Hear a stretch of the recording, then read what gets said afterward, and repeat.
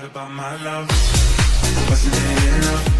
Just let me know so I can hold you close. The fact that we kind of called it, it was the fact of Michigan was able to run the football and really take advantage of what Texas did not do at all in their game. The Michigan Wolverines probably had the best running game going into this game. And they absolutely dominated. I mean, come on. Like, I'm looking at the stats right now. Corum, 134 yards, 2 touchdowns. Edwards, 104 with another 2 touchdowns. And they even let JJ get 31. Yeah. And the defense kept putting pressure on Michael Penix. This was an absolutely one-sided game, proving why all the haters for Michigan that were here, like watching this game, they can just move on. Next year. You got next year, guys. Yeah, and some of the others too, in that first half, Michigan was all about the run game. Run. I believe Donovan Edwards 2 touchdowns, which helped them go up 17-7 at halftime. And then in that third quarter, Washington started to get alive offensively, but something else that sucked, Michael Penix did go down with an injury. I want to say this shout out to Michael Penix playing through all the injuries that he dealt with during that game. I believe one was a arm injury, the other was like a hip. It looked like he was grabbing as well. It was either hip or ribs. Yeah, like dealing with all the injuries that he dealt with and still play through it and still played his harder to try and get the national championship win for the Huskies as well. You got to give credit where credit's due there to Michael Penix. And then, of course, in the third quarter, I mean, Michigan's run game kind of slowed down. They were able to get back there, get Blake Corum, Donovan Edwards as well in the issue. But the main thing that really hurt Washington in this game was the drops the receivers have. Rome Wilson, Jalen Polk, the drops they had really didn't help them at all. Yeah, like this game was interesting. Like I picked Washington, and then right before the game, man, I just felt the vibe. That Michigan was just going to dominate on lines of scrimmage like they did all year, which they did. Oh, on O-line and D-line with running the ball and then pressuring Penix. I mean, they didn't get to Penix kind of like they did with Alabama, where it was just scot-free, but they obviously startled him. They rattled him. They got him hurt a little bit, but they caused him to drift away while making a lot of throws, which ended up with those throws being pretty inaccurate. I mean, you just mentioned the drops. Even that Odunze drop, I mean, yes, he should make that catch, but him having to flip his body like that doesn't really help it. So there was a lot of bad throws in this game, to be honest. And then the week before, Michael Penix showed out and was just balling against Texas. So it really shows you what defensive pressure can do to a good quarterback like that with elite receivers.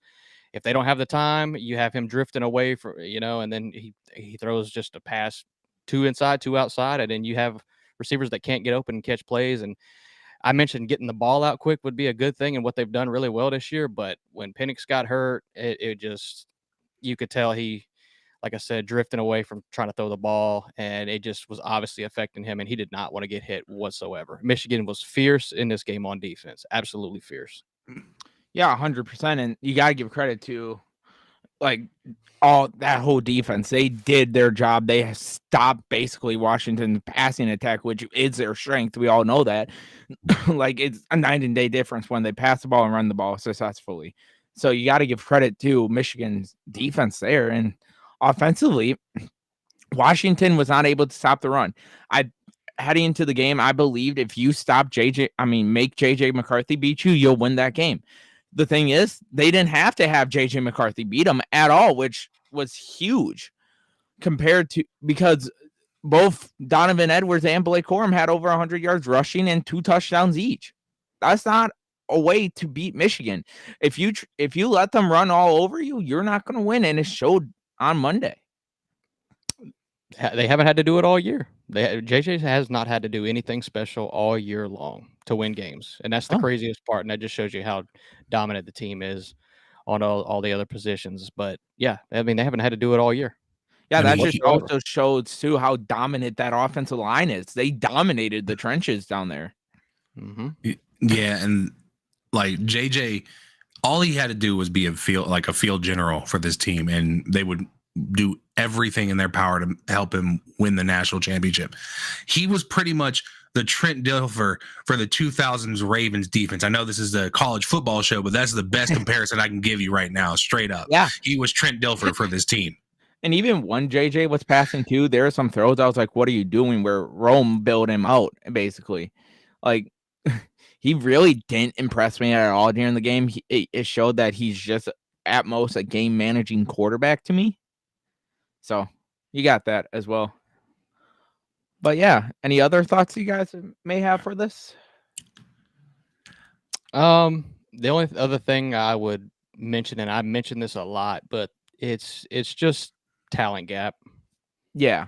In games like this, when you have talent gap and you have weeks to prepare for playoff scenarios, it's really hard to beat teams like that, which is why Nick Saban, which we'll get into in a little bit, is why he's been so successful. I mean, it's just when you recruit like that for years at a time, you have very few deficiencies on your team. Like Washington, run defense was not good, and they got ran all over in this game. And, it's just little things like that pay dividends in the long run in games like this. Yeah, in a game where you need to keep that Michigan offense off the field to give your defense a break.